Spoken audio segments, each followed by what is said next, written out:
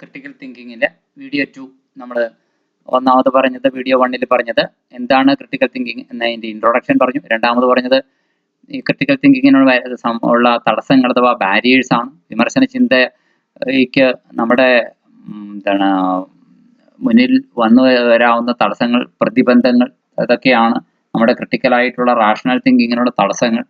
ഇതൊക്കെ പറഞ്ഞു.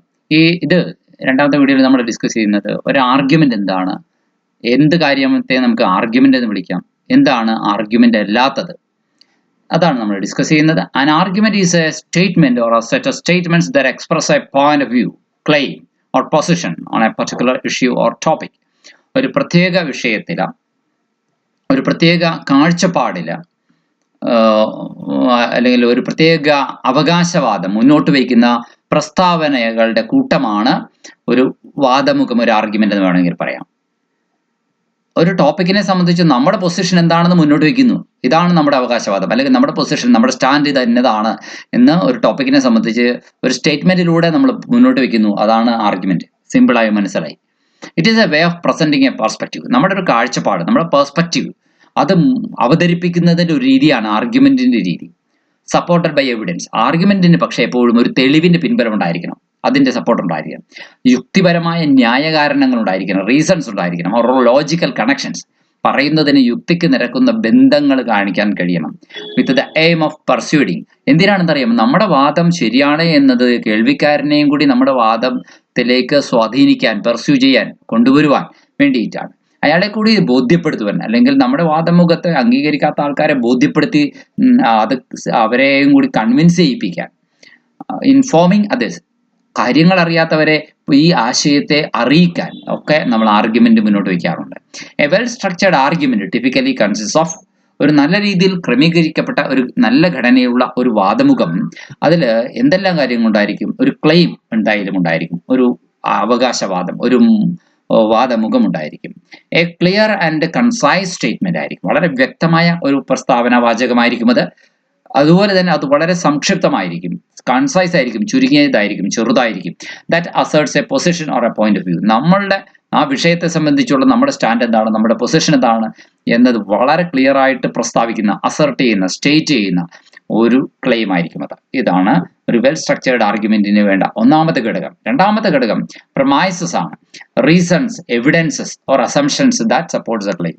നമ്മുടെ അവകാശവാദത്തെ ശരിയെന്ന് തെളിയിക്കുന്ന വാദമുഖങ്ങൾ, തെളിവുകൾ, നിഗമനങ്ങൾ എല്ലാം പ്രമൈസസ് എന്ന പേരിൽ നമുക്ക് പറയാം.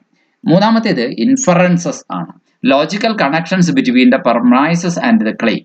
നമ്മുടെ മുൻ കാര്യകാരണങ്ങളുടെ ബന്ധങ്ങളും അതുപോലെ തന്നെ തെളിവുകളും നിഗമനങ്ങളും ഒക്കെ തമ്മിലുള്ള യുക്തിപരമായ ബന്ധം എന്താണ് എന്നതിനെ കുറിച്ച് നമ്മൾ കണക്ട് ചെയ്ത് ആലോചിച്ച ഒരു അവകാശവാദം, അതാണ് ഇൻഫറൻസസ്. നമ്മുടെ നിഗമനം എന്ന് നമ്മൾ പറയാം. അന്തിമ നിഗമനത്തെ നമുക്ക് കൺക്ലൂഷൻ എന്ന് പറയാം. A summary or restatement of the claim.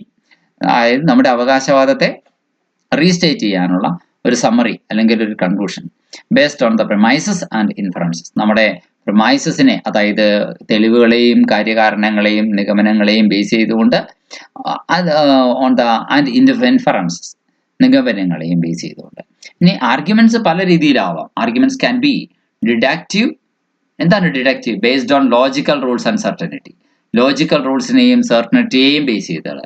Here are 2 examples of deductive arguments. Deductive ആർഗ്യുമെന്റ്സിന് നമുക്ക് മുന്നിൽ 2 ഉദാഹരണങ്ങളുണ്ട്. ഒന്ന്, a deductive argument is a type of argument that uses logical rules. Deductive argument എന്ന് പറയുന്നത് ഒരു ആർഗ്യുമെന്റ് ആണ്, അത് ലോജിക്കൽ റൂൾസ് യൂസ് ചെയ്യുന്നു to arrive at a certain conclusion, ഒരു നിശ്ചിത കൺക്ലൂഷനിൽ എത്തിച്ചേരുവാനായിട്ട്. It's based on the idea that, അത് ഒരു ആശയത്തെ അടിസ്ഥാനമാക്കിയാണ്. അതായത് if the premises are true, premises ശരിയാണെങ്കിൽ the conclusion must also be true, കൺക്ലൂഷനും ശരിയായിരിക്കും. Here is an example of A deductive argument. ഒരു ഡിഡക്റ്റീവ് ആർഗ്യുമെന്റിന് ഉള്ള ഒരു ഉദാഹരണം, ഓൾ ഹ്യൂമൻസ് ആർ മോർട്ടൽ. എല്ലാ മനുഷ്യരും, ഓൾ ഹ്യൂമൻസ് ആർ മോർട്ടൽ, എല്ലാ മനുഷ്യരും മരണമുള്ളവരാണ്, അല്ലെങ്കിൽ അവർ നശ്വരന്മാരാണ്. ഇതാണ് ഒന്നാമത്തെ വാദമുഖം. Socrates is human. സോക്രട്ടീസ് അതുകൊണ്ട് ഒരു മനുഷ്യൻ തന്നെയാണ്. മൂന്നാമത്തെ വാദമുഖത്തിൽ നമ്മൾ കൺക്ലൂഷനിൽ എത്തുകയാണ്. ഒന്നാമത്തെ പ്രമൈസസിൽ നമ്മൾ പറയുന്നു എല്ലാവരും മരണമുള്ളവരാണ്, നശ്വരന്മാരാണ് മനുഷ്യർ. സോക്രട്ടീസും ഒരു മനുഷ്യനായിരുന്നു. പ്രൊമൈസസ് 2 പ്രൊമൈസസ് 2ന്റെ ശേഷം നമ്മൾ കൺക്ലൂഷൻ പറയുകയാണ്. അതുകൊണ്ട് ദെർഫോർ, കൺക്ലൂഷൻ എപ്പോഴും ഒരു ദെർഫോർ ഒറ്റ പറയാം. അതുകൊണ്ട് സോക്രട്ടീസും മരണമുള്ളയാളാണ്. Socrates is mortal. ഇതാണ് കൺക്ലൂഷൻ എന്ന് പറയുന്നത്. ഇൻ ദിസ് ആർഗ്യുമെന്റ്, ഈ വാദമുഖത്തില് പ്രൊമൈസ് 1 and 2 ആർ ട്രൂ. ഒന്നാമത്തെ പ്രൊമൈസും രണ്ടാമത്തെ പ്രൊമൈസും ട്രൂ ആണ്. The conclusion logically follows from the premise. Conclusion അപ്പോൾ യുക്തിസഹമായി ചിന്തിക്കുമ്പോൾ ഈ പ്രൊമൈസസിനെ പിന്തുടർന്ന് ഉണ്ടായി വരുന്നതാണ്. അതുകൊണ്ട് തന്നെ if the promises are true, the conclusion must also be true. Promises ശരിയാണ് എങ്കിൽ കൺക്ലൂഷനും ഒപ്പം ശരിയായിരിക്കണം. ഇതാണ് നമ്മുടെ ആ വാദമുഖം മറ്റുള്ളവർക്ക് ബോധ്യപ്പെടാൻ, ശരിയാണെന്ന് ബോധ്യപ്പെടാനുള്ള ഒരു ചിട്ടയായ അവതരണ രീതി. This argument is deductively valid because, ഈ വാദമുഖം എന്ന് പറയുന്നത് നിഗമനപരമായിട്ട് വാല്യൂ ഉള്ളതാണ്. കാരണം അതൊരു ലോജിക്കൽ റൂള് ഫോളോ ചെയ്താണ് കാര്യങ്ങൾ അവതരിപ്പിക്കുന്നത്. അതായത് ഓൾ എ ആർ ബി, എങ്ങനെയാണ് എ എല്ലാം തന്നെയും ബി ആണ് എന്ന് ചിന്തിക്കുന്ന ഒരു ആശയം. ദെൻ എക്സ് അത് എ ആണ്, X is A also A, X A ആണ്, എക്സിന്റെ വാല്യൂ എ ആയിട്ട് എക്ക് തുല്യമായി കണക്കാക്കാം. അങ്ങനെയാണെങ്കിൽ എക്സ് ബിയും ആണ് എന്ന് പറയുന്നത്. കാരണം ഓൾ എ ആർ ബി എന്ന് ആദ്യമേ പറഞ്ഞു വെച്ചിട്ടുണ്ട്. ദെൻ അതിനെ ഫോളോ ചെയ്യുന്നതാണ് എക്സും എ ആണ് എന്ന് പറഞ്ഞു കഴിഞ്ഞാൽ എക്സും ബിക്ക് തുല്യമാണെന്നർത്ഥം. ഒന്നുകൂടി അത് വേറെ രീതിയിൽ പറഞ്ഞാൽ എങ്ങനെ പറയാം? ഓൾ എ ആർ ബി എന്നതിന് പകരം നമുക്ക് എയും ബിയും മാറ്റി വേറെ എന്തെങ്കിലും ആക്കിയാൽ മനസ്സിലാകും. ഓൾ ബേർഡ്സ് ഹാവ് വിങ്സ്, എക്ക് പകരം ബേർഡ്സ് എന്നും ബിക്ക് പകരം വിങ്സ് എന്നും ആക്കി. എല്ലാ പക്ഷികൾക്കും ചിറകുണ്ട്. പെൻഗിൻ ഈസ് എ ബേർഡ്, കണ്ടോ, പെൻഗിൻ ഒരു പക്ഷിയാണ്. ദെർഫോർ അതുകൊണ്ട് പെൻഗിൻ ഹാസ് വിങ്സ്, പെൻഗിനും ചിറകുകളുണ്ട്. കണ്ടോ, അപ്പോൾ ഇത് കണക്റ്റഡ് ആയിട്ടാണ് ആശയം വരുന്നത്. സോ ഡിഡക്റ്റീവ് ആർഗ്യുമെന്റ് ഇങ്ങനെയാണ്. ഒരു നിഗമനത്തിലൂടെ ഒരു വാദമുഖം മുന്നോട്ട് വയ്ക്കുന്ന രീതിയാണ്. ആർ ഓഫൺ അത് മുന്നോട്ട് വയ്ക്കുന്നത് എവിടെയൊക്കെയാണ്? മാത്തമാറ്റിക്സിൽ ഡിഡക്റ്റീവ് ആർഗ്യുമെന്റിന് സ്ഥാനമുണ്ട്, ലോജിക്കിലുണ്ട്, ഫിലോസഫി തത്വചിന്തയിലുണ്ട്, സയൻസിലുണ്ട്. ഇതൊക്കെ എന്തിനാണ് യൂസ് ചെയ്യുന്നതെന്ന് വെച്ച് കഴിഞ്ഞാൽ പ്രൊവൈഡിങ് തിയറംസ്, സിദ്ധാന്തങ്ങൾ പറയാനായിട്ട്, എസ്റ്റാബ്ലിഷിംഗ് ലോജിക്കൽ ട്രൂത്ത്സ്, യുക്തിസഹമായ സത്യങ്ങൾ സ്ഥാപിച്ചെടുക്കുവാൻ, ശരിയാണെന്ന് സ്ഥാപിച്ചെടുക്കുവാൻ. 3, റിസോൾവിംഗ് ഫിലോസഫിക്കൽ ഡിബേറ്റ്സ്, തത്വചിന്താപരമായിട്ടുള്ള ചർച്ചകൾ, ഡിബേറ്റുകൾ, പരിഹാരം ഉണ്ടാക്കുവാൻ.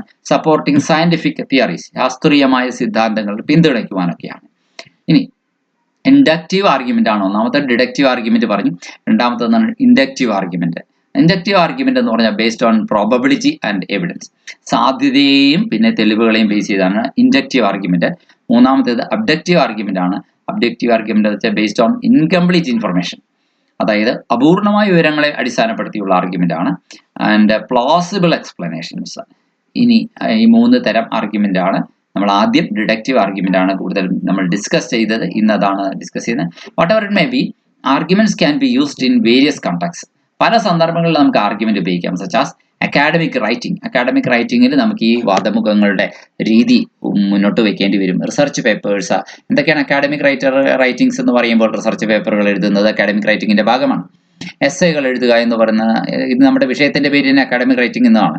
തീർച്ചയായിട്ടും അതുകൊണ്ട് റിസർച്ച് പേപ്പറുകളിൽ എങ്ങനെ എഴുതണം എന്നതിനെ കുറിച്ചുള്ള കാര്യങ്ങൾ നമുക്ക് ക്വസ്റ്റ്യൻ പേപ്പർ പ്രതീക്ഷിക്കാം. ജനറൽ എസ്സേകൾ ചോദിക്കാം. ആൻഡ് തെസിസുകൾ എങ്ങനെയാണ് അതൊക്കെ തയ്യാറാക്കുമ്പോൾ അക്കാഡമിക് റൈറ്റിംഗിൽ ആർഗ്യുമെന്റിന് വലിയ സ്ഥാനമുണ്ട്.